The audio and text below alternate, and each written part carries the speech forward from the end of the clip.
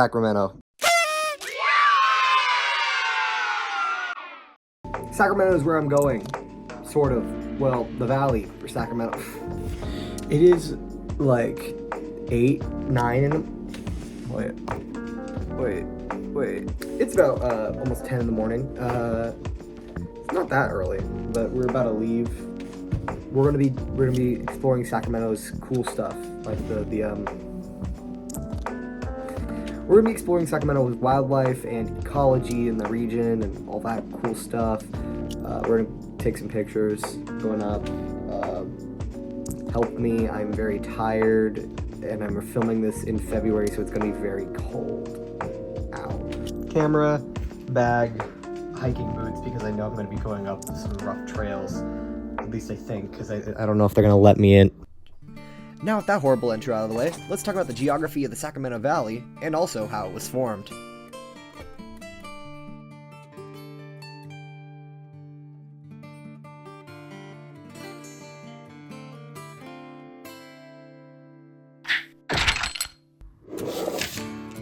Now, the Sacramento Valley was formed through kind of a combination of a bunch of things. Tectonic activities, subsidence, and volcanic eruptions actually over millions of years.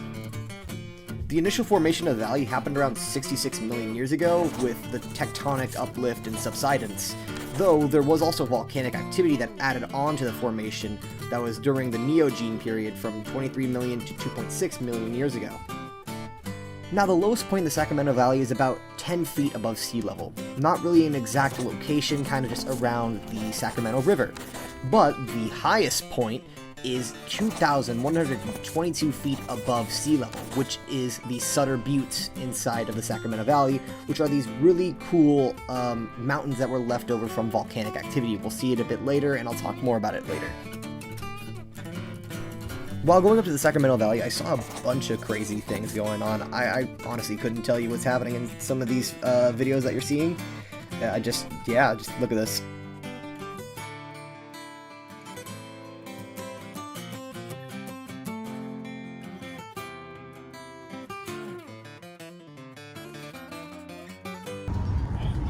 What the fuck? But the thing I noted the most was actually just the excessive amount of farmland in the area. Which, I mean, this is probably thousands of acres of farmland that are just kind of sitting here. And, I mean, yeah, they're being used, but where are the habitats? You know, the native habitats. That's just the thing I kind of noticed while going up here. And I think we're gonna have a talk about this later. Yeah, definitely.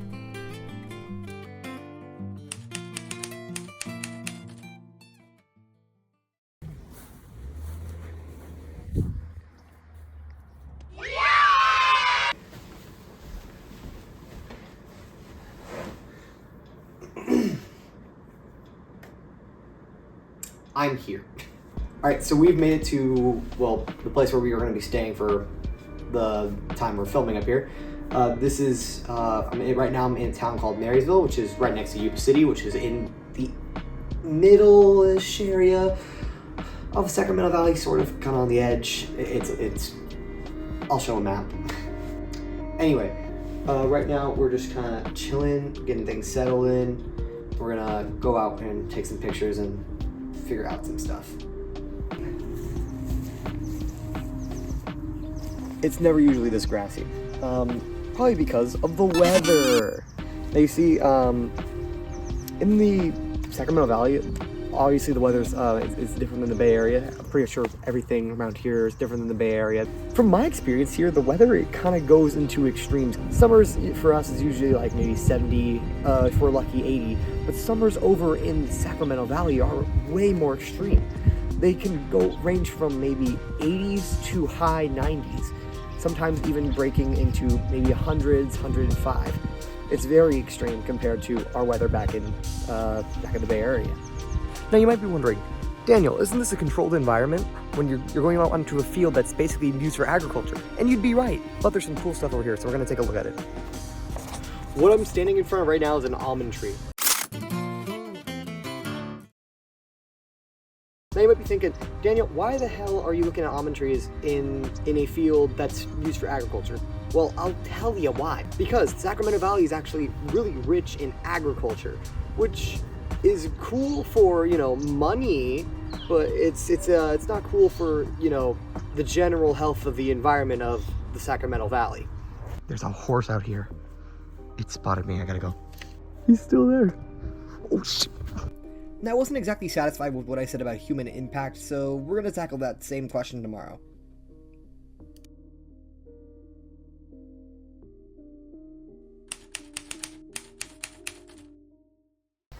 It is about 8:30 in the morning, and I want to die. Now you might be wondering, why are we talking about almond trees and agriculture? Well, it makes a lot of sense if you think about it. The Sacramento Valley is this huge flatland, a lot of which, you know, has agriculture. And you might be thinking, well, how does that relate to the environment? It literally is the environment, because humans are taking land and converting it into, you know, farmland. Farmland is completely different than, you know, the native land of Sacramento Valley, which is why, you know, it can threaten ecosystems, because there are hundreds of, probably thousands of acres of farmland out here, and just, you know, it has a completely different ecosystem than, you know, like the normal Sacramento Valley. And one of those ecosystems we're about to see right now.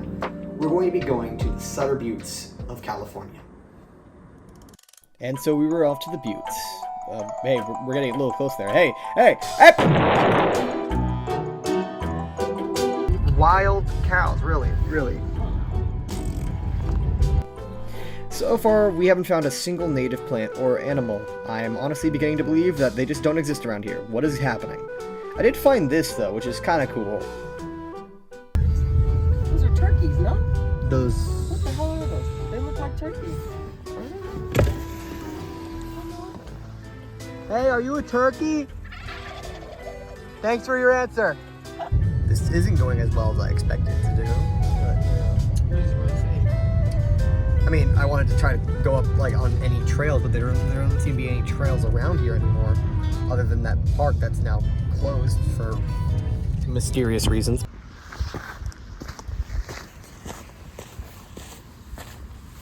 Well, this did not go as planned. What I wanted to do was go up on the buttes and try to walk trails over there, but obviously I can't because it's all privatized, I guess, now.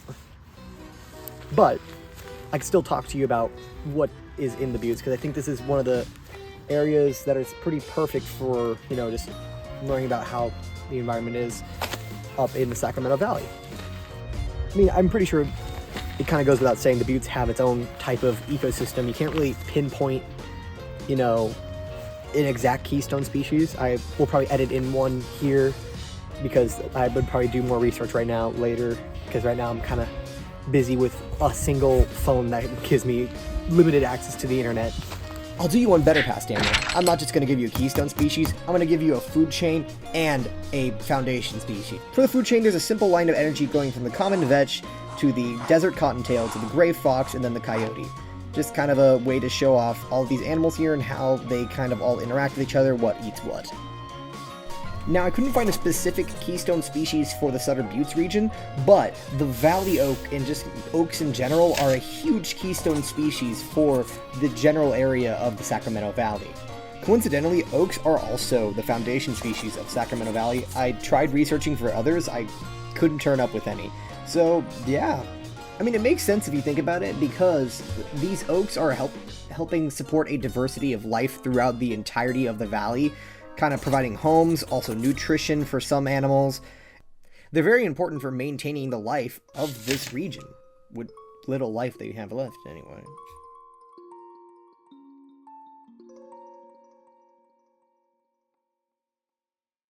So yeah, we went further back in. There wasn't much animals or plants that were like native to the area, and oh my god, what is that? So apparently before we got here, this area just kind of flooded. I mean, I think it flooded, because checking Google Maps shows that this place is supposed to be dry. It's supposed to be, I'm gonna guess, an almond tree farm, because, you know, it's pretty much all that's freaking farmed around here. Oh my god, there's so many almond trees around here. But yeah, I'm guessing this has to do with the rainfall that happens around here. Now, the Sacramento Valley gets a lot more rainfall than the Bay Area per se. The Bay Area gets around 22.89 inches of rain annually, but for the Sacramento Valley, it ranges from 25 to 60 inches of rainfall a year, which is quite a lot more than, what the Bay Area gets. Now, that seems to be a lot, but this seems to be a considerable amount of rainfall for just the Sacramento Valley itself. Now, I'm going to guess it was probably the tropical storm that went through this area about maybe a couple months prior to this, but still, this is a lot of water. But I think our suspicions were confirmed a little bit later on the way back. Speaking of which, I think we got all we need from this area. So, we packed up and started to head back. Not until I petted the horse, though. I think that's really important. I needed to pet the horse at least once. Oh, by the way, this is a domestic horse.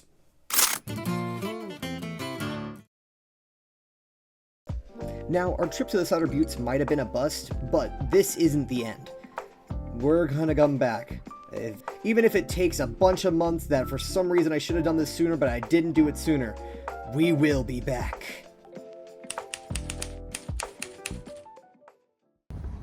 Alright, so it's currently May 4th. It's been, a couple of months. A couple. Anyway, we found... My hair's in my eyes. We found 2 other locations that we could probably look at and check out the ecology there. I really hope it works this time, and it's not the buttes, not like the buttes again. So, geez, I hope for the best. God, oh my god. It shows you how long it's been. I haven't gotten a haircut since then, of course, Daniel. Why wouldn't you? Now it's time to make our way back into the Sacramento Valley once again. Oh my god. Our first stop was Prairie City State Park. And, this one actually disappointed me. We couldn't find anything here. Okay, so this was kind of to be expected. I got one of the locations kind of like mixed up. Thanks, Park Service, for, having such an informative thing, telling me about this amazing park, for it to only be, mainly accessible for motorbikes. And I don't ride motorbike. I don't have a license, so we paid $5 for nothing. So we're gonna see what we gotta do here. Luckily, there was another state park nearby that I kind of planned ahead with, so we made our way to Folsom Point State Park. And hopefully we can actually find something this time. It's a bit hot right now, so I'm going to be wearing a hat, but check this out. Oh, that's not really a good look. Hold on. And there is a big lake here. Look at that. I didn't want to bring the tripod out because it is a long walk and the tripod is a bit heavy. Look at that. That's awesome. Now this entire park is centered around kind of the lake itself. It's kind of like the main talking point. It's literally called Folsom Lake State Park. I think that's how you pronounce it. I hope I'm getting that right. But I guess it's basically, I think I should just talk about, how predator-prey relationships work here. It makes sense because it's kind of self-explanatory with the lake. Actually, not really. So I'm gonna go explain it. Future Daniel, as I give some cool shots here, please explain the predator-prey relationships because I have no time to talk about this while I'm walking. Yippee. Once again, Past Daniel, you leave me with all the work. What are you doing, man?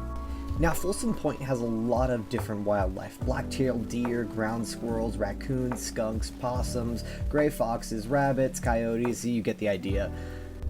With this much variety, there is a lot of competition, especially with the gray foxes and coyotes probably hunting like squirrels and rabbits. But, the coyote could just eat the gray fox if they wanted to, but that leads more into predation instead of competition, and that's another factor that we need to kind of put into here. In short, there's a lot of stuff that happens around here. Now, another thing I've noticed with the animals of Folsom Point is that they are really good at blending in. And I mean, like, really good. I tried looking for some of these guys forever, and I just couldn't find them. Some of them use, like, the trees to their advantage to hide, and others just use their natural pelts, such as squirrels, to just hide in plain sight. And I honestly didn't think it was that effective until I was out in the wild trying to find them myself. And, wow, that is pretty effective. Now, one thing I want to bring to attention is that Folsom Point has oak trees, specifically an endemic oak tree known as the valley oak. We talked about it earlier in the video, that they are a keystone and foundation species. They're kind of just chilling here inside of Folsom Point, which I think is a good thing since they are a threatened species. There are conservation efforts for this tree specifically. It is illegal to remove this type of tree from any yard or any area without a permit, especially since it is a tree that is, endangered. On the topic of endangerment, though, the climate projections for this place aren't the best.